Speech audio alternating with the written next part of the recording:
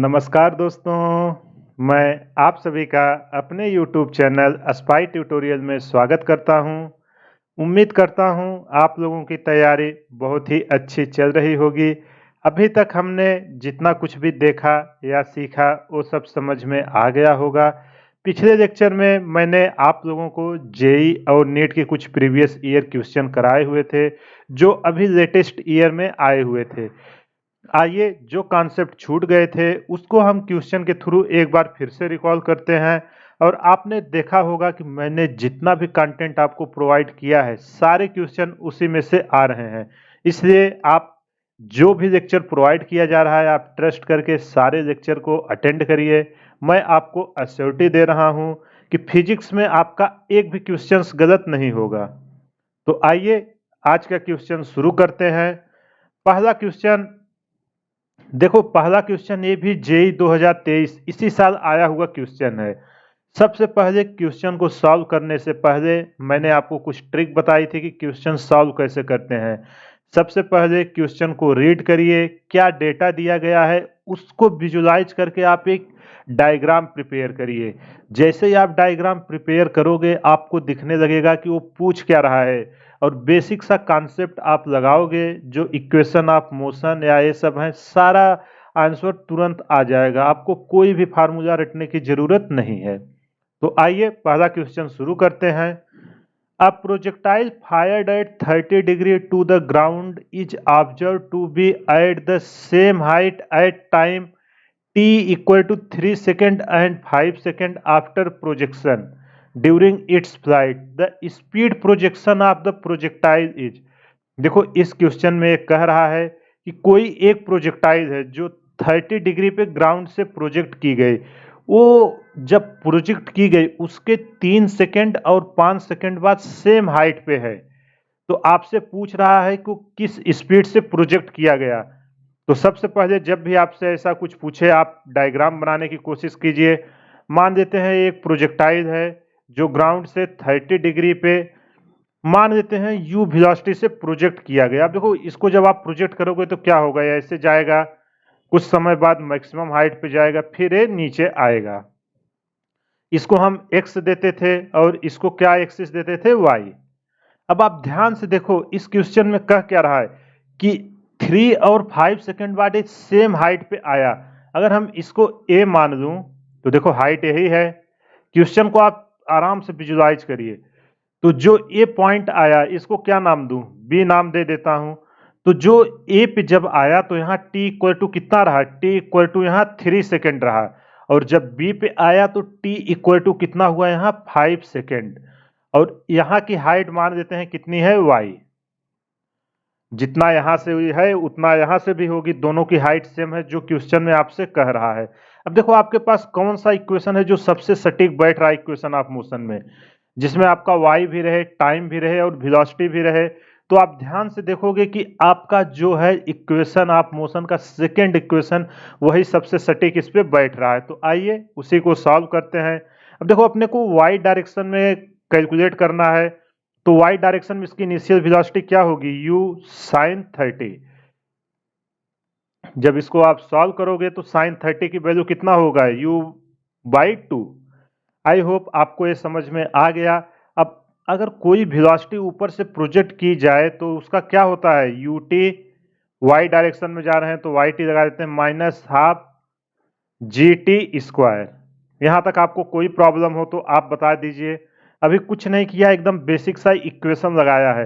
अब इसी का हम अप्लाई करके u की वैल्यू निकालेंगे, वही हमसे पूछ रहा है 3 सेकंड पे और 5 सेकंड पे। तो आइए सबसे पहले हम t इक्वल टू 3 सेकंड पे। अब देखो t इक्वल टू 3 सेकंड पे y क्या होगा, y कितने पे, 3 सेकंड पे। तो a आपका होगा कितना, u इंटू टी की वैल्यू कितनी है 3 माइनस हाफ, जी की वैल्यू आपको 10 ऑलरेडी दिया हुआ है, इंटू 3 का स्क्वायर। ऐसे ही आप देखो ये भी सेम हाइट है, जो y है 5 सेकंड पे भी सेम है, ui into 5 minus half into 10 into 5 का स्क्वायर।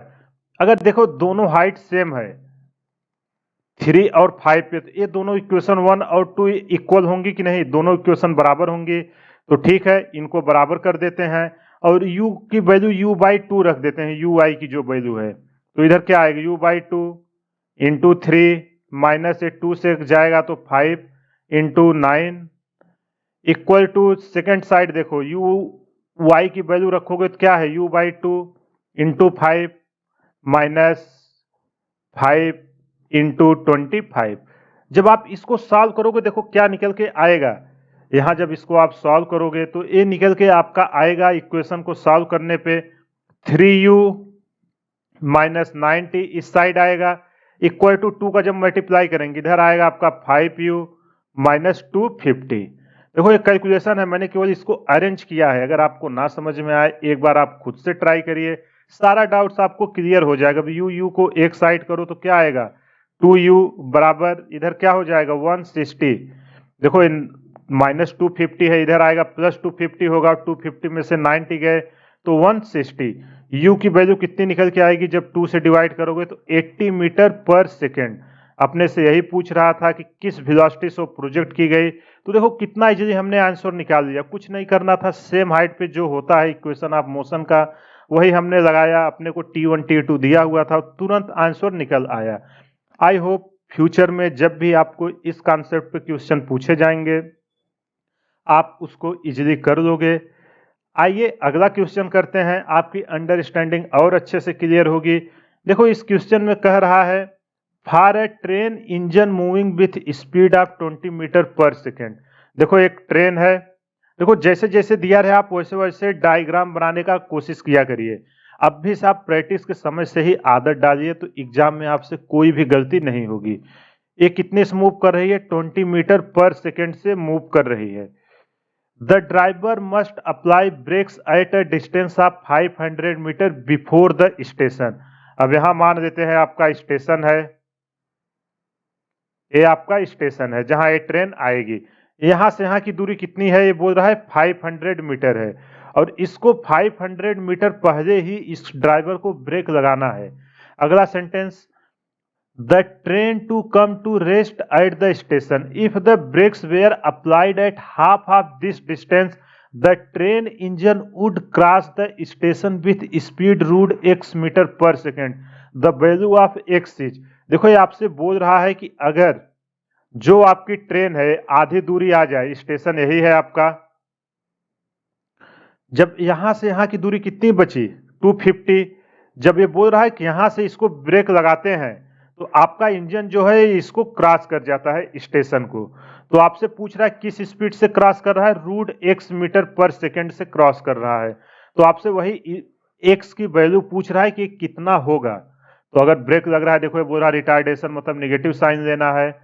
तो जैसे ही आप ये क्वेश्चन देखो, जैसे ही हमने डायग्राम बनाया सारी चीजें आपको क्लियर हो गई कि अगर किसी तरह आपको देखो यहाँ डिस्टेंस भी पता है, स्पीड एक्स के फॉर्म में दिया हुआ है, अगला आपको क्या चाहिए, अगर एक्सेलरेशन किसी तरह हमको पता चल जाए तो हम इसकी वैल्यू निकाल सकते हैं कि नहीं, किस स्पीड से क्रॉस कर रहा है तुरंत निकाल सकते हैं। तो आइए पहले केस को हम कंपेयर करके अपना इक्वेशन से एक्सेलरेशन निकालने की कोशिश करते हैं। आई होप आपको ये एनालिसिस समझ में आ गया होगा कि क्वेश्चन कह क्या रहा है। अब देखो v square equal to you square plus 2as होता है। अब v स्क्वायर देखो जाके ट्रेन रुक रही है तो v इक्वल टू क्या हो जाएगा, 0 हो जाएगा। देखो यहाँ क्लियरली दिया हुआ है train come to rest at the station, अगर रेस्ट में आ रही है तो v इक्वल टू क्या होगा, 0 होगा। 0 बराबर u की वैल्यू कितना दिया हुआ है 20 का स्क्वायर, तो इसको मैं ऐसे लिखता हूं यू स्क्वायर प्लस 2as। यहां से हमको a की वैल्यू चाहिए तो क्या आएगा minus you square divided by 2s। s क्या है, डिस्टेंस या डिस्प्लेसमेंट, 1d है तो डिस्टेंस डिस्प्लेसमेंट बराबर होंगे। अब देखो u की वैल्यू कितना दिया हुआ है 20 का स्क्वायर, 2s की वैल्यू कितना दिया हुआ है, s की वैल्यू अपने को दिया हुआ है देखो कितना 500। जब आप इसको सॉल्व करोगे निकल के आएगा -400 डिवाइडेड बाई 1000। देखो माइनस क्यों आया है, क्योंकि ये रिटार्डेशन हो रहा है, एक्सेलरेशन, ब्रेक लगा रहे हो तो रुक रही है ना, स्पीड घट रही है मतलब एक्सेलरेशन निगेटिव डायरेक्शन में लग रहा है। ए इक्वल टू आएगा आपका -0.4 मीटर पर सेकेंड स्क्वायर। देखो जैसे ही एक्सेलरेशन मिला, अब हम सेकेंड केस लगा के अपने को वेलोसिटी पूछा है उसको लगा निकाल सकते हैं कि नहीं? तुरंत निकाल देंगे। अब देखो जब आधे स्पीड पे जाके लगाया है इस केस में, तो इधर इसकी स्पीड जीरो नहीं हुई है, ये रूट एक्स मीटर से मूव कर रहा है। यहाँ कंफ्यूज मत होना, ये जीरो इसलिए कहा था रेस्ट में ताकि आप एक्सेलरेशन निकाल सको। आइए अगला देखते हैं। यहाँ अब एस इक्वल टू कितना हो गया है? 250 मीटर, क्योंकि आधे डिस्टेंस से ब्रेक लगा रहा है। तो v square equal to you square plus 2as। जब आप इसको सॉल्व करोगे, v square u initial velocity तो वही रहने वाली है 20 का स्क्वायर प्लस 2, ए की वैल्यू कितनी आई है? -0.4, और एस की वैल्यू कितनी है? आधे से लगा रहा है मतलब 250 मीटर। जब आप इसको सॉल्व करोगे तो आएगा आपका वी स्क्वायर इक्वल टू 200। जब इसका रूट लोगे तो क्या आएगा? v equal to √200। अब ध्यान से देखो इसमें आपसे क्या पूछा है? x की वैल्यू पूछा है, ना कि रूट x की। तो यहाँ देखो x की वैल्यू अगर हम v इक्वल टू √x लिखें तो यहाँ से कंपेयर करोगे तो x इक्वल टू कितना निकल के आया? 200। तो फाइनल आंसर आपका क्या हुआ? Fill in the blank type का क्वेश्चन था। फाइनल आंसर आपका निकल के आया 200। आई होप आपको ये क्वेश्चन समझ में आ गया होगा। बस जब ये रेस्ट कह रहा था आपको समझ जाना चाहिए कि फाइनल वेलोसिटी जीरो होगी, और इसका सलूशन निकालने के लिए आपको क्या क्या चाहिए? क्वेश्चन देखते ही आपको ये चीज़ें विजुलाइज होनी चाहिए। और ये कैसे विजुलाइज होंगी? जब आप ज़्यादा से ज़्यादा क्वेश्चन प्रैक्टिस करोगे। इसलिए मैंने आपको ज़्यादा से ज़्यादा, आप देखोगे मैंने कितने अब तक अप्रॉक्स मैंने 30 से ज़्यादा ही क्वेश्चन आपको इस चैप्टर में करा चुका हूँ। 8-10 हो जाएंगे, 40 क्वेश्चन हो जाएंगे। अगर आप इतना भी क्वेश्चन कर लोगे अच्छे से, तो मैं आपको एश्योरिटी दे रहा हूं कि एग्जाम में कोई भी क्वेश्चन कैसा भी वो पूछे, एक भी रुकने वाला नहीं है। तो चलिए अगला क्वेश्चन शुरू करते हैं। Two bodies are projected from ground with same speed. देखो दो बॉडी ग्राउंड से 40 मीटर पर सेकेंड की स्पीड से प्रोजेक्ट की गई एट टू डिफरेंट एंगल, दो डिफरेंट एंगल पे जो हॉरिजॉन्टल से बना रहे हैं। The body were found to have same range. देखो ध्यान से ध्यान रखना, सेम रेंज। क्वेश्चन रीड करते समय हर एक वर्ड का मीनिंग होता है, आपको रीड करते देखो एक एक कॉन्सेप्ट था। जब सेम रेंज होता था तो थीटा और 90 माइनस थीटा में के केस में, if one of the body was projected at an angle of 60 degree with horizontal, then sum of the maximum heights attained by the two projectiles is meter. देखो ये आपसे कह रहा है कि दो बॉडी है। चलिए आइए डायग्राम बनाते हैं। मान लेते हैं पहली बॉडी है, दोनों बॉडी देखो किससे स्पीड से गई हैं? 40 मीटर पर सेकेंड से प्रोजेक्ट की गई। अगर इसको हम मान लेते हैं थीटा एंगल से गया है, और एक और बॉडी इसी से प्रोजेक्ट की गई, इसको मान लेते हैं थीटा 2, और ये रहा आपका थीटा 1। इसको बोल रहा है कि आपका जो प्रोजेक्ट किया गया ये भी 40 मीटर पर सेकेंड से प्रोजेक्ट किया गया। अब ये दोनों जब आके गिर रही हैं, देखो जहां ए आ रही है वहीं पे आपका ए भी आ रहा है। दोनों का रेंज सेम है, और दोनों का रेंज सेम कब होता था? जब आपका, आपने देखा होगा अगर रेंज सेम है, मैंने एक केस आपको डिस्कस किया होगा, रेंज इज सेम। रेंज अगर सेम है दो प्रोजेक्टाइल का, तो दोनों के एंगल का सम जो थीटा 1 प्लस थीटा 2 होता था वो कितना आता था? 90 डिग्री आता था। चलिए अब मान लेते हैं कि जो थीटा 1 है वो अपने को दिया है कितना क्वेश्चन में? 60 डिग्री। और थीटा 2 क्या निकल के आएगा? तो 90 माइनस थीटा 1 करोगे तो थीटा 2 निकल के आएगा 30 डिग्री। अब प्रोजेक्टाइल में मैक्सिमम हाइट का फार्मूला क्या होता है? मैंने पिछले क्वेश्चन में एकदम डिटेल में डिस्कस करके आपको दिखाया हुआ है। सीधा मैं उसका फार्मूला लिखता हूं। अगर आपको नहीं आइडिया है तो कैसे डिराइव करते हैं, आप मेरे लेक्चर में जाइए पिछले, वहां देखिए मैंने सारे क्वेश्चन को फार्मूला डिराइव करके दिखाया हुआ है। तो एच मैक्स इक्वल टू क्या होता है मैक्सिमम हाइट का? You square sine square theta divided by 2g। अब अपने से देखो दोनों का सम पूछ रहा है, मतलब h1 और h2 का, h1 और h2 जितना है। तो आइए इसको सॉल्व करते हैं। मैक्सिमम हाइट 1 के लिए प्लस एच मैक्स किसके लिए? 2 के लिए। आई होप यहाँ तक आपको कोई प्रॉब्लम नहीं होगी। जब इसको फार्मूला लिखोगे तो क्या आएगा? You square sine square theta one, देखो कुछ नहीं है, केवल मैं फार्मूले में ही वैल्यू पुट कर रहा हूं। आप ध्यान से देखिए, कभी भी क्वेश्चन को देख के डरने का नहीं। एक बार आप समझ जाओगे, उसमें कुछ ऐसे कीवर्ड दिए रहते हैं जिससे आपका क्वेश्चन एकदम आसान हो जाता है। अब देखो u square two g, u square two g दोनों में कॉमन है, तो इसको हम बाहर दे देते हैं। U square divided by two g, अंदर क्या बचा आपका साइन स्क्वायर थीटा वन। आगे पूरा कैलकुलेशन है, लेकिन आपको कैलकुलेशन फास्ट हो इसलिए मैं एक बार करके दिखा देता हूं, ताकि आप खुद से करो तो आंसर मैच करा सको। Sign square theta two, you की वैल्यू कितनी दिया हुआ है 40, 40 का स्क्वायर डिवाइडेड बाई टू, जी की value 10। Sign square theta means sine square 60 degree plus sine square कितना 30 डिग्री। जब आप इसको सॉल्व करोगे, 60 की वैल्यू कितनी होती है √3/2 और 30 की 1/2, उनका स्क्वायर देना है। जब आप उनका स्क्वायर दोगे निकल के आएगा 40 स्क्वायर डिवाइडेड बाई 20, इधर निकल के आएगा 3/4, इधर निकल के आएगा 1/4। जब आप इसको सॉल्व करोगे तो फाइनल आंसर निकल के आएगा, दोनों का सम कितना 80 मीटर। तो कितना इजीली हमने इसका आंसर निकाल दिया। जो अपने को यहाँ पूछा जा रहा था कि दोनों का सम कितने हाइट तक जाएगा, बस आपको ये याद रखना था कि अगर दोनों का रेंज सेम है तो थीटा और 90 माइनस थीटा दोनों का रेंज सेम होता है, आर इक्वल टू सेम। इसमें को मैंने आपको डिराइव करके भी दिखाया था। अगर कोई भी डाउट है आप पिछले लेक्चर में जाइए, देखिए वहां मैंने एकदम डिटेल में डिस्कस किया हुआ है।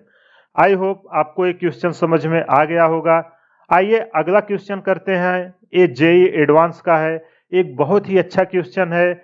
अभी तक जितने भी क्वेश्चन मैंने जेई या मेन या नीट के कराए वो सब फार्मूला बेस या एक दो कॉन्सेप्ट पे रहते थे, लेकिन जेई एडवांस थोड़ा हटके क्वेश्चन पूछता है। इसको आप करोगे आपकी अंडरस्टैंडिंग और अच्छे से क्लियर होगी। तो आइए शुरू करते हैं इस क्वेश्चन को। Starting at time t equal to 0 from the origin with speed 1 metre per second, a particle follow a two-dimensional trajectory in the xy plane so that its coordinate are related by the equation y equal to x square by 2। देखो आपको projectile का trajectory भी दिया है, तो आपको कुछ नहीं करना है, जैसे जैसे बोल रहा है वैसे वैसे करते जाना है। The x and y components of its acceleration are denoted by ax and ay respectively। Then देखो ये more than one option type का क्वेश्चन है, इसमें जरूरी नहीं आपको पता ही होगा जेई एडवांस में मल्टीपल चॉइस ऑप्शन रहते हैं, एक से ज्यादा भी आंसर सही रहते हैं। तो आपको वही बताना है कि इन चारों में से कौन कौन से ऑप्शन सही है। तो आइए सॉल्व करते हैं इस क्वेश्चन को। इसको आप जो नीट की कर रहे हो या एडवांस की कर रहे हो या केवल जेई मेन की, वो सब देखिएगा, क्योंकि ये आपको एमसीक्यू में एक सिंगल पॉइंट देके क्वेश्चन बना देगा और एक बहुत ही इजी क्वेश्चन है, आप इसका सोल्यूशन देखोगे। आइए शुरू करते हैं। क्या ट्रेजेक्टरी दिया हुआ है y equal to x square by 2। अब देखो अपने को यहाँ असल रेशन के टर्म में दिया है ax ay, तो अपने को असल रेशन चाहिए। असल रेशन के लिए क्या करोगे, y का 2 बार टाइम के रिस्पेक्ट में डिफरेंशिएशन। चलिए शुरू करते हैं। dy बाई डी टी, जब dy बाई डी टी करोगे इधर x का चेन रूल लगाओ, x का एक्स स्क्वायर का करोगे तो क्या आएगा 2 इंटू एक्स डिवाइडेड बाई 2। अब x का t के रेस्पेक्ट में करो तो आएगा dx बाई डी टी। देखो यहाँ मैंने चेन रूल लगाया है। अगर आपको नहीं समझ में आता तो कैलकुलस में मैंने मैथमेटिकल टूल में एक डिफरेंशिएशन का एक लेक्चर दिया हुआ है, आप उसको ध्यान से जाके देखिए, वहां मैंने सारा कैलकुलस का पार्ट एक्सप्लेन किया हुआ है। तो जब आप इसको साफ देखो, dy बाई डी टी को हम क्या लिख सकते हैं, वेलोसिटी किस डायरेक्शन y इक्वल टू 2 से 2 क्या हो जाएगा कैंसिल x, और dx बाई डी टी क्या है vx। देखो ये बहुत ही इंपॉर्टेंट रिलेशन मैंने इस क्वेश्चन के लिए निकाल दिया। y और x डायरेक्शन में कैसे चेंजेज हो रहा है कोऑर्डिनेट के रिस्पेक्ट में वेलोसिटी, उसका हमने निकाल दिया है। अभी आगे इसकी यूज होगी इसलिए हमने इसको बॉक्स में करके रखा। अब अपने को असल रेशन चाहिए, तो जब वेलोसिटी का डिफरेंशिएशन करोगे तभी असल रेशन मिलेगा। ठीक है, आइए इसको भी टाइम के रिस्पेक्ट में करते हैं। अब देखो इधर x भी x दो टर्म है, तो यहाँ प्रोडक्ट रूल लगाते हैं, x डी भी एक्स बाई डी टी। देखो ये सब मैंने एकदम डिटेल में डिस्कस किया हो, अगर आपको ना समझ में आए तो प्लीज आप एक बार मैथमेटिकल टूल में जाके 4 से 5 घंटे का कैलकुलस है, उसको आप पूरा देखिए, नहीं तो पूरे फिजिक्स में आपको ऐसे ही प्रॉब्लम्स आने वाली है और आपकी रैंक कभी नहीं आएगी। इसको आप नोट करके रख लेना। अगर आपकी मैथमेटिक्स बेसिक्स वीक है तो आप फिजिक्स में कभी भी अच्छा स्कोर कर ही नहीं सकते। आइए अब इसको हम क्या लिखेंगे, ए वाई, इधर क्या है एक्स, ये देखो d v x by d t किस डायरेक्शन में एक्सेलरेशन आया है, एक्स डायरेक्शन में, plus d x by d t को आप क्या बोलोगे, d x by d t, ये भी एक्स में है वी एक्स, और एक वी एक्स पहले से है तो क्या हो जाएगा इसका स्क्वायर। देखो अपने को ए एक्स ए वाई का डायरेक्शन में 4 ऑप्शन अलग अलग दिए हुए हैं। हमने ए एक्स और ए वाई के टर्म में एक इक्वेशन डेवलप कर लिया है। अब हम एक एक वैल्यू हर ऑप्शन का पुट करके चेक करेंगे। आपको पता है कि एमसीक्यू ऑप्शन में सब ऑप्शन देखे जाते हैं कि कौन इससे मैच कर रहा है। तो अपना एक मान लेते हैं, एक इक्वेशन 1, एक 2, इन्हीं की हेल्प से हम एक एक ऑप्शन चेक करते हैं। चलिए सबसे पहले ऑप्शन ए चेक करते हैं। ऑप्शन ए में देखो क्या करा, ए x equal to 1 metre per second square implies that when the particle is at the origin ay equal to 1 metre per second square. तो आइए इसे शुरू करते हैं। अगर पार्टिकल आपका ओरिजिन पे है तो अगर देखो कोई पार्टिकल अगर ओरिजिन पे है तो x इक्वल टू क्या आएगा, x इक्वल टू 0 आएगा, तो वही है। अगर पार्टिकल ओरिजिन पे है तो x इक्वल टू 0। अब इस इक्वेशन में x इक्वल टू 0 रखो तो क्या मिलेगा, a y equal to x तो 0 हो गया है, 0 into a x plus v x square. जब आप इसे सॉल्व करोगे तो a y equal to v x square मिला। अब आपको जो कंडीशन दे रहा है उसको रख के सेटिस्फाई करिए। क्या दिया है, एक्स डायरेक्शन में velocity 1 metre per second square.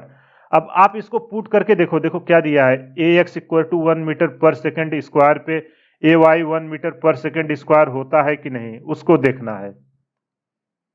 आइए जब आप इसे रखोगे तो ए वाई इक्वल टू क्या आएगा, 1 का स्क्वायर डिवाइड, जब इसे आप सॉल्व करोगे तो निकल के आएगा 1 metre per second square. I hope आपको ये समझ में आ गया होगा। देखो दो तो अपने मैच हो गए, ए वाई मैच हो गया। अब ए एक्स चेक करना है, क्या ए एक्स 1 मीटर पर सेकेंड आता है। अगर ए आया तो हम इस ऑप्शन को कंप्लीटली सही बोलेंगे, अभी ए वाई ही आया है। तो अब देखो ए एक्स के लिए एट ओरिजिन पे x क्या है आपका, at origin x equal to 0 है, तो आपका एक्सेलरेशन क्या होगा, 0 इंटू ए एक्स। तो x डायरेक्शन में जो एक्सेलरेशन आया वो क्या निकल के आया, 0। Means A why does not depend on the value of A x, but यहाँ देखो x और y दोनों पे डिपेंड कर रहा है, तो ये ऑप्शन गलत हुआ। तो ओवरऑल ये ऑप्शन क्या हुआ आपका, गलत हो गया है। पहला ऑप्शन जो है गलत हुआ। अब आइए इसी तरीके से हम दूसरा ऑप्शन चेक करते हैं। देखो मैं इसलिए इतना टाइम लेके एक एक पॉइंट एक्सप्लेन कर रहा हूं ताकि आपकी अंडरस्टैंडिंग अच्छे से क्लियर हो सके। अब दूसरा पॉइंट देखो क्या है, अगर a x equal to 0 implies a y equal to 1 metre per second square at all time, इसको तो हमने अभी देखा है हर समय पे बराबर हो रहा है। देखो जब अगर ए एक्स इक्वल टू आपका 0 है तो वी एक्स क्या होगा, वेलोसिटी एक्स डायरेक्शन में तो कांस्टेंट रहने वाली है, क्योंकि एक्सेलरेशन 0 है। अगर एक्सेलरेशन कांस्टेंट 0 है तो वेलोसिटी कांस्टेंट, तो वी एक्स आपका क्या होगा, वी एक्स आपका जो हमने पीछे निकाला था वही आएगा 1 metre per second square, sorry 1 metre per second अभी भी है। अब जब ए एक्स इक्वल टू 0 हो गया, ए एक्स इक्वल टू 0, तो ए वाई इक्वल टू क्या आएगा, 0 into a x plus v x square, और वी एक्स की वैल्यू कितनी आई है, 1 मीटर पर सेकेंड स्क्वायर। तो ए वाई इक्वल टू 1 का square equal to 1 metre per second square. देखो सेकेंड ऑप्शन मैच कर रहा है, अगर ए एक्स इक्वल टू 0 है तो a y equal to 1 metre per second square at all time आ रहा है।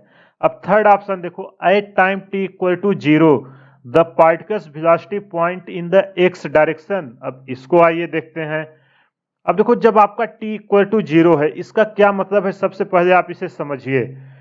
Velocity is always tangential to the path. देखो वेलोसिटी हमेशा किधर होती है, जो पाथ है उसके टेंजेंट के डायरेक्शन में होती है, जो इस डायरेक्शन में मोशन कर रहा है। अगर देखो कोई पार्टिकल अगर ऐसे मोशन कर रहा है तो किधर हमेशा आने की कोशिश करे, जमीन पे। इसकी वेलोसिटी जो इसका टेंजेंट होगा उसी डायरेक्शन में होगा। The origin path is along x axis at tangent at the origin along x axis। तो इसका मतलब ये जो है t इक्वल टू 0 पे पार्टिकल की वेलोसिटी x डायरेक्शन में बिल्कुल सही है। आइए अब डी ऑप्शन चेक करते हैं डी के बारे में। अब देखो डी क्या आपका बोल रहा है, डी आपका बोल रहा है जब ax 0 है implies that t equal to 1 second पे जब ax 0 है तो जो एंगल है आपका पार्टिकल की वेलोसिटी और x एक्सिस के बीच वो 45 डिग्री है कि नहीं। आइए इसको चेक करते हैं। देखो जब आपका ax इक्वल टू 0 है, ax इक्वल टू 0 तो vx क्या है आपका वेलोसिटी x डायरेक्शन में कांस्टेंट आई है। ये पता है ना, वन डी में हम लोगों ने इसको डिटेल में एनालिसिस किया था। Vx विल स्टे इन कितना आएगा Vx, अभी हमने पीछे निकाला था 1 मीटर पर सेकेंड। Vx की वैल्यू वही रहने वाली है। अब t इक्वल टू 1 सेकेंड पे देखो क्या होगा, x की वैल्यू कितनी होगी 1 मीटर। अब Vy पहला इक्वेशन लगाओ जो हमने Vy निकाला था, x Vx यही आया था ना y और x डायरेक्शन में वेलोसिटी, तो ये क्या निकल के आएगी 1 इंटू 1। ध्यान से देखो y डायरेक्शन में भी 1 मीटर पर सेकेंड निकल के आई है। अब slope t equal to 1 second पे क्या होगा आप ही बताइए, slope at t equal to 1 second. तो tan थीटा इक्वल टू को हम स्लोप बोलते हैं, velocity in y direction divided by velocity in x direction. y में कितना आया 1 और x में 1, टोटल वैल्यू आई 1 और tan कितने की वैल्यू 1 होती है, tan 45 की वैल्यू होती है 1। देखो कितना इजीली हमने इसको प्रूफ कर दिया, थीटा इक्वल टू 45 डिग्री जो ऑप्शन आपका डी दिया हुआ था। आइए देख लेते हैं मैच किया कि नहीं। ax इक्वल टू 0 सही है, implies that t equal to 1 second the angle between the particle velocity and the x axis is 45, बिल्कुल सही है। देखो इसमें कोई भी वो नहीं है, तो आपके कितने ऑप्शन सही हुए, 3 ऑप्शन सही हुए और पहला ऑप्शन गलत हुआ। तो कभी भी अगर ऐसा क्वेश्चन आ जाए आपको पहले एक इक्वेशन बना लेनी है जिसमें जिसमें वेरी कर रहा है। अब जब ये इक्वेशन बन गई इसके बाद आपसे जो जैसा पूछे वैल्यू पुट करिए, आपको आंसर तुरंत मिल जाएगा। आई होप आपको ये समझ में आ गया होगा। देख लीजिए अभी तक मैंने 4 क्वेश्चन डिस्कस किया, कितने easy question JEE advance main हो या नीट हो, कितने इजी क्वेश्चंस पूछ रहे हैं। और मैं जो भी आपको कंटेंट दे रहा हूं अगर आपने उतना कर लिया आपका एक भी क्वेश्चन एग्जाम में नहीं रुकने वाला है, ये मैं आपको एश्योरिटी दे रहा हूं। आइए अगला क्वेश्चन करते हैं। ये क्वेश्चन जेईई एडवांस 2023 इसी साल जेईई एडवांस में पूछा गया है और अभी आप देखोगे कि कितना सिंपल सा क्वेश्चन है, कुछ नहीं करना, एकदम बेसिक सा क्वेश्चन है।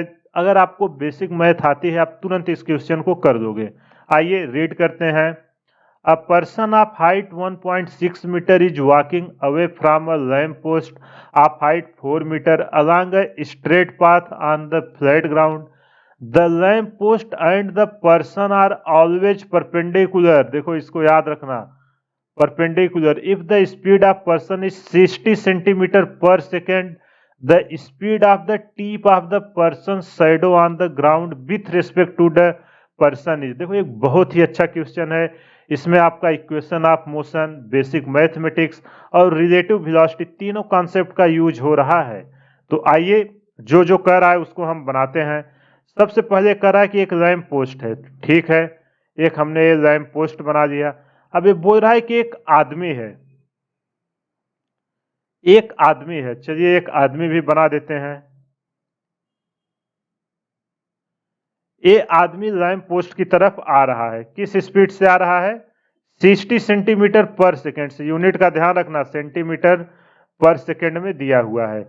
आपसे बोल रहा है कि जो इस आदमी की टीप से, इसका टीप यही है, यहां से जो शैडो बन रहा है, ये शैडो, इस शैडो की देखो person shadow ground with respect to the, उसकी क्या स्पीड है वो पूछ रहा है।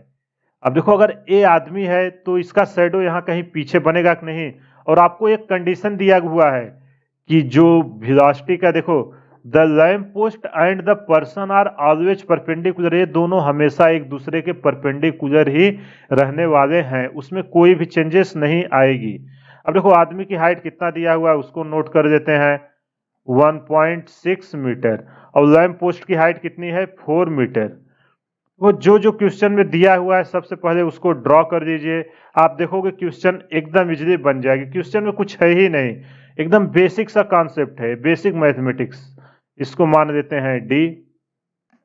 अब देखो अगर ये मान देते हैं किसी मोमेंट पे सी पे पहुंचा है, तो जो बी से सी की दूरी है इसको मान देते हैं कितना है, x1।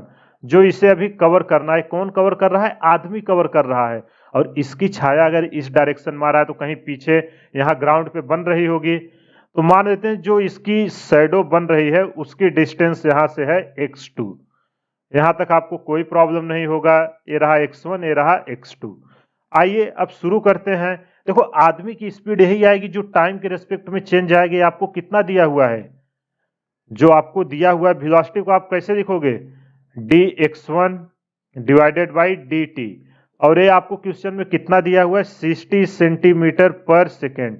ये क्या है आपका, स्पीड ऑफ पर्सन, जिस स्पीड से वो पर्सन आ रहा है। आई होप आपको ये चीजें समझ में आ गई होगी। अभी जो क्वेश्चन दिया है मैं केवल वही किया हूं और कुछ नहीं किया हूं। और देखो ये जो इसका शैडो है, शैडो की स्पीड क्या होगी, dx2 बाई टाइम के रिस्पेक्ट में कितना चेंज हो रहा है, dx2 डिवाइडेड बाई dt। ये क्या है आपका, speed of tip of person shadow. ध्यान से देख लीजिए, स्पीड ऑफ टिप ऑफ किसका, वो जो आदमी है उसके छाया की स्पीड है। आई होप यहां तक आपको कोई प्रॉब्लम नहीं होगी। अब आप इसको ध्यान से देखो, यहाँ क्या, यहाँ मैं सिमिलर ट्रायंगल लगा सकता हूँ। एक ट्रायंगल ए बी डी, दूसरा ट्रायंगल इसको नाम दे देते हैं डी और इसको नाम दे देता हूँ ई। ठीक है, डी को मिटा के मैं ई कर देता हूँ। देखो आप ध्यान से देखो, ट्रायंगल ए बी ई और triangle D C E similar triangle rule लगाते हैं। चलिए यहाँ मैं लिख देता हूँ अप्लाई सिमिलर। देखो मैं इतना बेसिक्स आपको इसलिए बता रहा हूं कि बहुत सारे स्टूडेंट ऐसे होंगे जिनका बेसिक्स पता ही नहीं, बेसिक्स क्लियर ही नहीं है कि ट्रिंगल रूल क्या होता है, वो उसको कैसे अप्लाई करते हैं। देखो अगर दो ट्रिंगल सिमिलर हैं, उनके किसी भी दो साइड का रेशियो भी का जो रेशियो होता है वो भी कांस्टेंट होता है। यही होता है सिमिलर ट्रिंगल रूल। तो आइए सबसे पहले हम इसकी एक हाइट लेते हैं। अगर इसका हम 4 ले रहे हैं तो इसकी भी हाइट दोगे 1। सिमिलर ट्रायंगल 4, इधर भी लो 1.6। अब किसी भी दो साइड का रेशियो का जो होता है वो समान होता है। इसका पूरा इस साइड का बी की लेंथ कितनी है, x, और इस ट्रायंगल की लेंथ कितनी है, ध्यान से देखो, ये डिस्टेंस c से e के बीच x2 माइनस x1 आएगी। x2 है, x2 माइनस x1। कुछ नहीं किया है, ट्रिंगल रूल आपका कहता है कि कोई भी दो साइड का रेशियो जो होता है वो आपका कांस्टेंट होता है। किन्हीं भी, मानो ये सी बी डी है तो आपका सी बाई डी जो होगा वो कांस्टेंट होगा किसी भी ट्रायंगल में। अगर सिमिलर ट्रायंगल दो है, मान लो इसको F G H, F G and H, तो जो ए है वही इसका होगा एफ बाई एच। वही मैंने यहां लगाया। अब इसको यहां से आप x2 और x1 में एक रिलेशंस निकालो तो देखो क्या निकल के आएगा, 4x2 minus 4x1, cross multiply कर रहा हूं 1.6x2। देखो कुछ नहीं, एकदम बेसिक कैलकुलेशन है, इतना तो आपको आना ही चाहिए। अगर इतना नहीं आता तो आपको मैथमेटिक्स इंप्रूव करने की बहुत ही ज़रूरत है। आप अभी से उसे इंप्रूव करना शुरू कर दीजिए, नहीं तो आने वाले अभी 2 साल जो फिजिक्स के हैं उसमें पूरा आपको प्रॉब्लम्स ही प्रॉब्लम्स आने वाली है। अब देखो x2 और x1 के टर्म में सारी चीज़ें आ गई कि नहीं, सॉरी यहाँ x1 है। अब जैसे ही आया अपने को स्पीड चाहिए, स्पीड के लिए आपको क्या करोगे, अगर dx2 बाई dt हमें मिल गया, हम ग्राउंड के रिस्पेक्ट में दोनों का रिलेटिव स्पीड निकाल लेंगे कि नहीं, निकाल लेंगे। तो इनका हम क्या करते हैं, टाइम के रिस्पेक्ट में डिफरेंशिएशन कर देते हैं। तो ठीक है, आइए टाइम के differentiate both side with respect to time. देखो ये इतना टाइम इसलिए लग रहा है क्योंकि मैं आपको एक एक चीजें ध्यान से एकदम एक्सप्लेन कर रहा हूं। मेरा मोटो है कि आपको कॉन्सेप्ट समझाना, न कि क्वेश्चन सॉल्व कराना। क्योंकि अगर इस टाइप का फ्यूचर में कभी भी क्वेश्चन आए तो आप इसको तुरंत कर दो। अब देखो 2.4 dx2 की हमसे क्या स्पीड पूछ ही रही है जो उसके शैडो की है, और dx1 बाई dt की वैल्यू दी है कितनी 60 सेंटीमीटर पर सेकेंड स्टार्टिंग में ही। तो यहाँ से जब आप निकालोगे dx2 बाई dt, ये निकल के कितना आएगा 100 सेंटीमीटर पर सेकेंड। देखो जो उसकी छाया है वो 100 सेंटीमीटर पर सेकेंड से आ रही है और जो पर्सन है वो 60 सेंटीमीटर पर सेकेंड से आ रहा है। तो आपसे पूछ क्या रहा है कौन सी स्पीड है, this is the speed of the tip of the person shadow with respect to the lamp post. अब वेलोसिटी आप, अब हमसे क्या पूछ रहा है, वेलोसिटी आप शैडो किसके रिस्पेक्ट में, उस पर्सन का, यही हमसे पूछ रहा है। तो अब इसके लिए आप क्या करोगे, पहले दोनों को सेम रेफरेंस में लाओ, जो आपका स्पीड है और पर्सन है दोनों को हम ग्राउंड के रिस्पेक्ट में लाते हैं।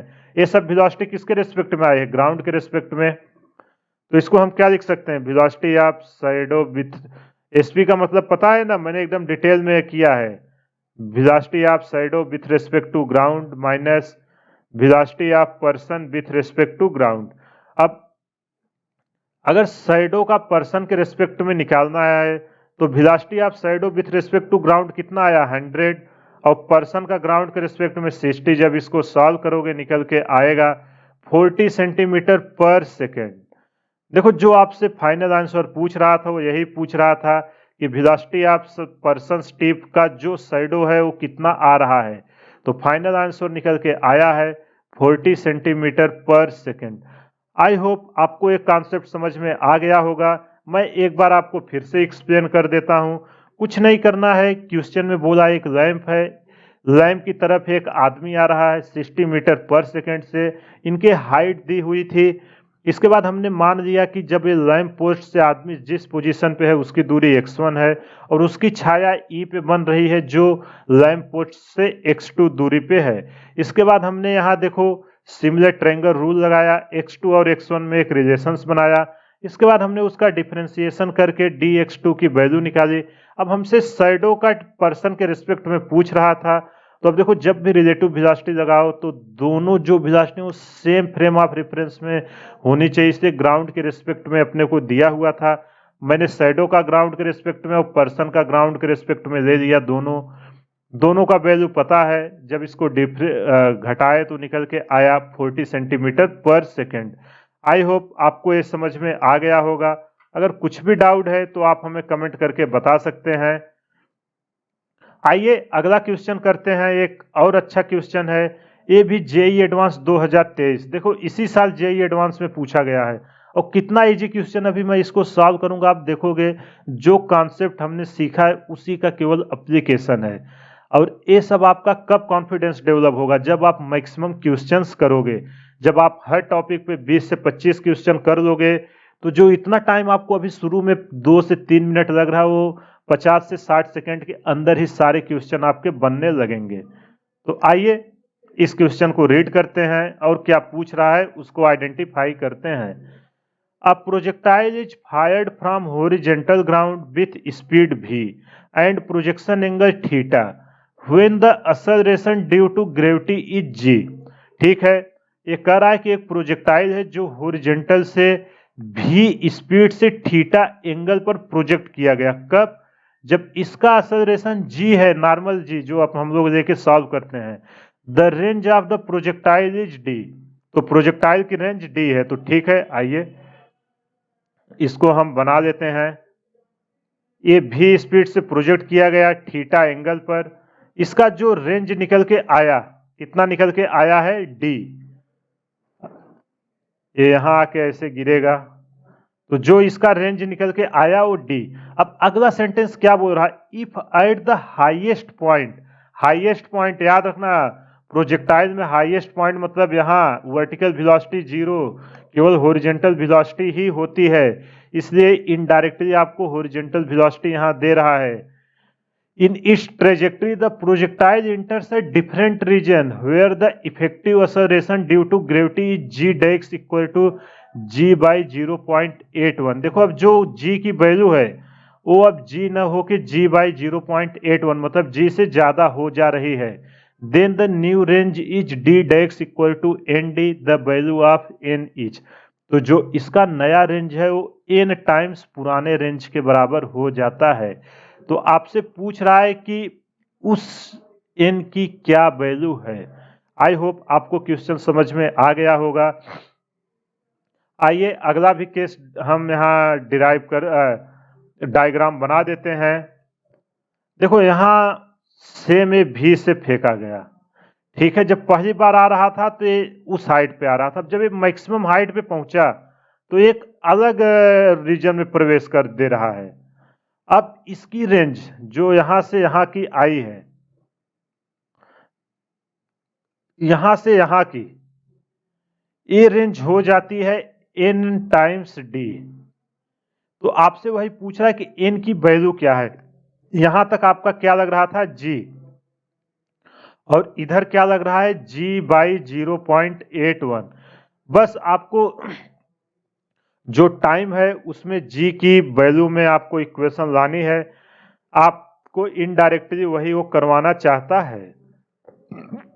आई होप आपको क्वेश्चन की अंडरस्टैंडिंग आ गई होगी। आइए इस क्वेश्चन को सॉल्व करना शुरू करते हैं। देखोगे एकदम बेसिक सा क्वेश्चन है, आप बस बेसिक से जाइए, सारे क्वेश्चन आपके होते जाएंगे। इस केस में रेंज इक्वल टू क्या होता है, देखो पिछले क्वेश्चन में मैंने फार्मूला डिराइव किया है, इसलिए मैं डायरेक्ट लिख रहा हूं u square sine 2 theta divided by 2g, sorry g. ये होता है अपना रेंज का फार्मूला। यहां तक किसी को कोई डाउट नहीं है। और मैक्सिमम हाइट का क्या फार्मूला होता है, जो मैक्सिमम हाइट पे बोला है यू स्क्वायर, प्रोजेक्टाइल में दो तीन फार्मूला, इसके बाद फ्लाइट टाइम का है sign square theta divided by 2g। ये रहा आपका मैक्सिमम हाइट। अब देखो जब आपका particle after entering in the new region time taken by the projectile, अब देखो टाइम कितना लेता है projectile, t equal to √2h/g, यही होता है ना मैक्सिमम हाइट पे, यही तो होता है प्रोजेक्टाइल का टाइम पीरियड। जब इसका आप निकालोगे h की वैल्यू यहां पुट करो और g की वैल्यू पुट करो, तो क्या आएगा। जब h की वैल्यू आप यहां डालोगे 2, h की वैल्यू क्या है आपका you square sine square theta divided by g की वैल्यू क्या है g/0.81 इंटू आपका एक जी तो पहले से ही आएगा इंटू जी। यहां तक कोई डाउट नहीं होगा, कुछ भी डाउट है तो आप बोलिए, मैं आपको फिर से एक्सप्लेन करता हूं, आपको सारी चीजें समझ में आ जाएगी। तो जब आप इसको सॉल्व करोगे तो ये वैल्यू क्या निकल के आएगी, t equal to 0.9 u square निकल के आएगा u sine theta divided by g. देखो यही u square sine square theta का यू साइन थीटा हो जाएगा 0.81, और 2 को इनको सॉल्व करोगे तो वैल्यू निकल के आएगी 0.9। ये आ गया आपका टाइम पीरियड। कब, जब आपका gravity g equal to G डेक्स इक्वल टू g/0.81 है, उस केस में। अब देखो हॉरिजॉन्टल डिस्प्लेसमेंट कितना होगा, यहां से यहां हमने टाइम पीरियड निकाल लिया है। जो इसकी हॉरिजॉन्टल वेलोसिटी होगी, अगर उसमें हम टाइम पीरियड जो निकल के आया है इसका मल्टीप्लाई कर दें तो अपने को नया रेंज निकल आएगा कि नहीं, बिल्कुल निकल आएगा। तो मान लेते हैं कि जो न्यू रेंज है, न्यू रेंज वो कितना है, न्यू रेंज को हम x मान लेते हैं, ठीक है। अब x इक्वल टू आप क्या लिख सकते हो, x equal to horizontal velocity u x into time period.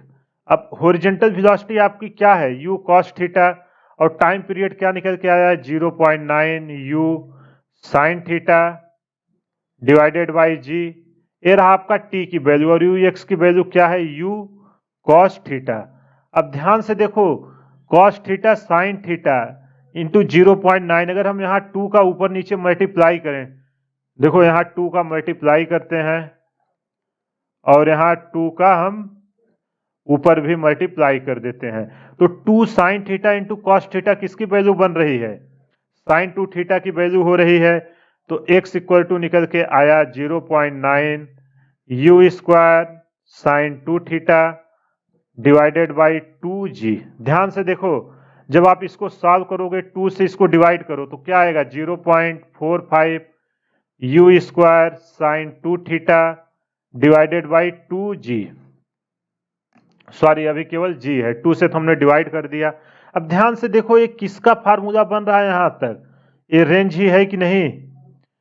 तो जो इसका इस जोन में रेंज आया है यहां से, इसको नाम दे देते हैं ए, सी और बी।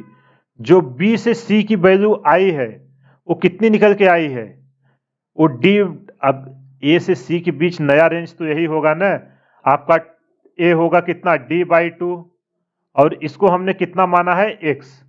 तो टोटल रेंज कितना होगा जो इसका रेंज निकल के आएगा, d/x equal to d/2 plus x, जो आधे के बाद जब ग्रेविटी चेंज हुआ है तब हुआ है। d/2 आपको हम क्या लिखेंगे, d/2, x की वैल्यू क्या है, इसको हम 0.45 इंटू डी लिख सकते हैं कि नहीं, कोई प्रॉब्लम नहीं है। इसको हम लिख देते हैं 0.45 डी। जब इसको सॉल्व करोगे तो डी डेक्स की वैल्यू निकल के आएगी 0.95 डी। इसको डी डेक्स इक्वल टू एन डी से कंपेयर करो तो एन की वैल्यू निकल के आई 0.95।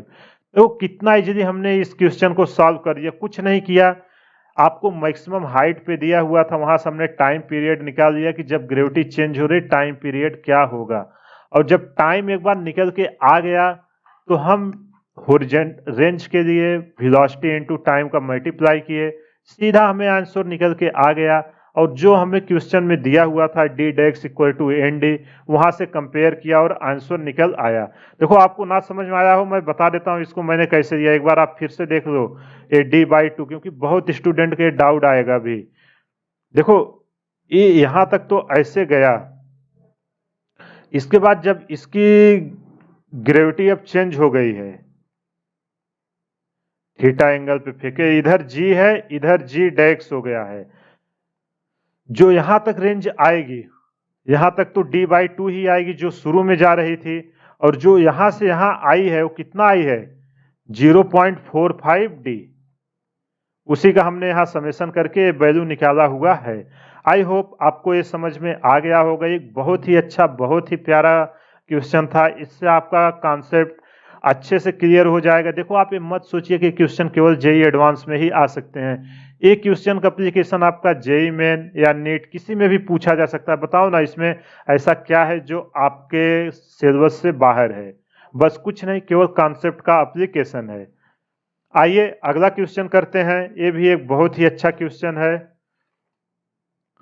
आइए इस क्वेश्चन को रीड करते हैं। A ball is projected from the ground eight an angle 45 degree with the horizontal surface. देखो ये मैं बार बार बोलता हूँ, प्रोजेक्टाइल में ध्यान रखना कि हॉरिजॉन्टल सरफेस है कि वर्टिकल सरफेस है। It reaches a maximum height of 120 metres and returns to the ground. Upon hitting the ground for the first time, it loses half of its kinetic energy. Immediately after the bounce, the velocity of the ball makes an angle of 30 degree with the horizontal surface. The maximum height it reaches after the bounce. देखो ये कह रहा है कि एक ball है जो 45 degree पर, ठीक है, एक बॉल है जो 45 डिग्री पर प्रोजेक्ट की जाती है। जब इसको यहां से हम प्रोजेक्ट करते हैं तो ये मैक्सिमम हाइट कहां जाती है, मैक्सिमम हाइट तक ये जा रही है 120 मीटर तक। यही दिया है क्वेश्चन। देखो जैसे जैसे क्वेश्चन में दिया रहे आप सबसे पहले वैसे वैसे ड्रॉ करिए। इसके बाद ये जब आके ग्राउंड पे फर्स्ट बार टकराई, जब फर्स्ट बार टकराई तो इसका काइनेटिक एनर्जी आधा हो गया। इसके बाद जब ये ऊपर जा रही है, यहाँ के बाद का सीन, इसके बाद ये जा रही है किस एंगल पे, 30 डिग्री पे, यहां से जा रही है 30 डिग्री पे। अब आपसे पूछ रहा है कि कितने मैक्सिमम हाइट तक ये जा सकती है, वही आपको बताना है।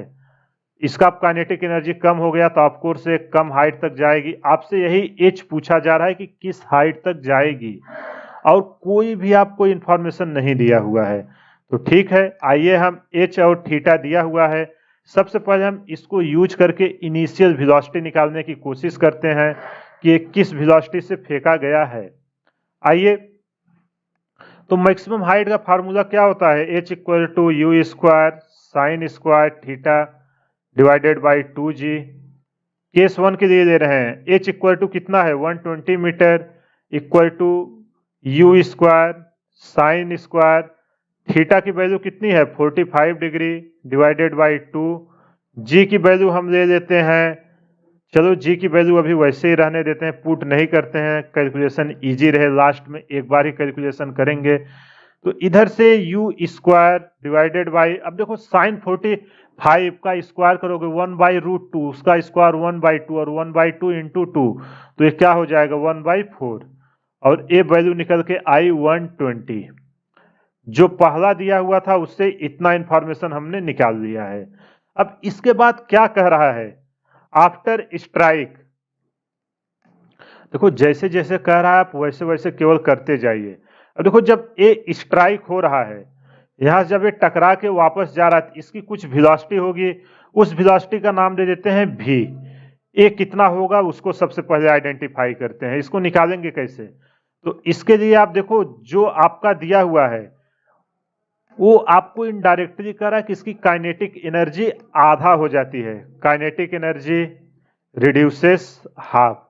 हाफ का मतलब कितना हो जा रही है, काइनेटिक एनर्जी का आधा। अब जब इसका आधा हो जा रहा है तो आइए, पहले क्या था half M V square equal to half M U square into, अभी कितना हो गया, पहले का आधा हो गया, अभी का ये है हाफ एम वी स्क्वायर, पहले इतना था उसका हाफ कर दिया हूं, तो यहाँ हाफ एम ये सब कैंसिल हो गया। v इक्वल टू क्या निकल के आया u√2। तो जो सेकेंड टाइम इसकी वेलोसिटी है, देखो आपसे क्वेश्चन में भी पूछ सकता था कि दोबारा किस वेलोसिटी से ऊपर जाएगा, नीट और जेई में ऐसे बहुत बार क्वेश्चन आए हुए हैं। तो आप सीधा यहाँ आप उसकी वैल्यू पुट कर दोगे, जो u दिया रहेगा u/√2, तुरंत आपको आंसर मिल जाएगा। ठीक है, अब किस हाइट तक जाएगा, देखो जो सेकेंड केस है यहाँ का अपने को एंगल पता चल गया, कितना एंगल है 30 डिग्री, और किस स्पीड से जा रहा है u/√2 स्पीड से। अब किस हाइट तक जाएगा क्या आप नहीं निकाल सकते, यहाँ से जब ये जाएगा कुछ ऐसे आएगा, आपसे यही ये हाइट पूछ रहा है। तो अगर हमें u और थीटा पता है तो हम हाइट का फार्मूला लगाते हैं, मान देते हैं h हमने पहले नाम दिया था, इसका नाम देते हैं स्मॉल h। तो h मैक्स इक्वल टू हम क्या लिख सकते हैं, h मैक्स इक्वल टू, अभी स्पीड v है, v square sine square theta divided by 2g। Same फार्मूले में आइए वैल्यू पुट करते हैं, h max equal to v की वैल्यू कितनी है u/√2 का square into sine square theta की वैल्यू कितनी आ गई है 30 degree divided by 2 into G. अब देखो जब इसको साइन 30 की वैल्यू कितना होगा 1/2, और 1/2 का स्क्वायर करोगे कितना आएगा 1/4, और ये u/√2 का स्क्वायर करोगे तो कितना आएगा u²/4। यहां तक आपको कोई प्रॉब्लम नहीं होगी। देखो u² divided by 2 into sine 30 की वैल्यू 1/2, उसका स्क्वायर करोगे 1/4 इंटू 2g। जब आप इसको और सॉल्व करोगे, देखो इससे मैं u²/4g लिख सकता हूं एक साथ। इसको मैं क्यों कर रहा हूं, क्योंकि इसकी वैल्यू अपने को ऑलरेडी पता है, डिवाइडेड बाई 4। अब देखो u²/4g मैंने इसीलिए इसका कैलकुलेशन यहाँ इसको यहाँ रखा हुआ था, सॉल्व नहीं किया हुआ था। इसकी वैल्यू कितनी निकल के आई है 120, तो 120 डिवाइडेड बाई 4। जब आप इसको सॉल्व करोगे तो h मैक्स की वैल्यू कितनी निकल के आई, h मैक्स की वैल्यू निकल के आई 30 मीटर। तो कितना इजीली ये क्वेश्चन को हमने कर दिया, कुछ नहीं किया, मैक्सिमम हाइट का जो फार्मूला दिया हुआ था उसको अप्लाई किया, बेसिक सा कैलकुलेशन था, काइनेटिक एनर्जी हाफ हो जा रही थी, उसका यूज करके हम नई वेलोसिटी निकाल लिए। इसके बाद फिर से मैक्सिमम हाइट का फार्मूला लगाया और उसका सोल्यूशन हमने निकाल लिया। आपने देखा आज के लेक्चर में मैंने 7 क्वेश्चन लिया, उसमें से 4 क्वेश्चन आपके जेई एडवांस के थे जो रिसेंटली इसी साल में आए हुए थे, और आपने देखा कि एक भी ऐसा क्वेश्चन नहीं है जो आपके कंटेंट मैंने प्रोवाइड किया हुआ है उससे बाहर आए हो। तो मैं जो भी आपको प्रोवाइड कर रहा हूं उस पर आप ट्रस्ट करके सारा लेक्चर अटेंड करिए। मैं अश्योरिटी दे रहा हूं फिजिक्स में आपका एक भी क्वेश्चन नहीं रुकेगा। बस आपसे एक रिक्वेस्ट है कि आप मैथमेटिकल टूल का जो 15 से 16 लेक्चर का मैंने प्लेलिस्ट बनाया है उसको एक बार एट लीस्ट अच्छे से देखिए। वहाँ मैंने एकदम बेसिक से और आपके फिजिक्स में जितना ज़रूरत है उतना सब कुछ डिस्कस किया हुआ है। अगर आप उसे नहीं समझोगे तो आपको पूरे फिजिक्स में प्रॉब्लम्स आने वाली है। मोस्ट ऑफ स्टूडेंट को फिजिक्स इसीलिए टफ लगती है क्योंकि उनका बेसिक मैथमेटिक्स से वीक रहता है। तो उसी प्रॉब्लम के सॉल्यूशंस के लिए मैंने प्लेलिस्ट बना के रखा हुआ है। आप प्लेलिस्ट में जाइए, मैथमेटिकल टूल को ओपन करिए। वहाँ मैंने ट्रिग्नोमेट्री, मेंसुरेशन, कैलकुलस, अलजेब्रा, सारे लॉगरिथमिक सबको डिस्कस किया हुआ है डिटेल में, जितना आपके फिजिक्स में रिक्वायरमेंट है। एक बार आप वो क्लियर कर लीजिए, फिर आप देखो क्वेश्चन में जो मैं डिफरेंशिएशन, इंटीग्रेशन, मैक्सिमा, मिनिमा ये सब यूज करता हूँ, एकदम इजी आपको लगने लगेगा। और खासकर जो बायो वाले हैं उनके लिए तो एकदम कंपलसरी है, क्योंकि मैथ वाले तो मानो 12th में जाके कैलकुलस ये सब रीड करेंगे, लेकिन बायो वाले केवल क्लास 10 तक मैथमेटिक्स पढ़े हुए हैं। और जो आपका कैलकुलस है वो क्लास 12th में आती है, इसलिए जितना आप लोगों के लिए यूजफुल है बेसिक्स वो मैंने ऑलरेडी डिस्कस करके रखा हुआ है। आप जाइए एक बार उसे देखिए, फिर आप देखिए फिजिक्स में आपको कैसे कॉन्फिडेंस आता है। तो इसी के साथ मैं आज का लेक्चर समाप्त करता हूं। कमेंट करके जरूर बताइएगा कि आपको आज का लेक्चर कैसा लगा। देखो, आप लोग फीडबैक दोगे तभी हमें पता चलेगा कि मुझे इसमें क्या क्या इम्प्रूवमेंट की ज़रूरत है। कमेंट करके जरूर बताइएगा वीडियो कैसा लगा। हमारे चैनल को ज़्यादा से ज़्यादा शेयर करें, सब्सक्राइब करें व लाइक करें। Thank you.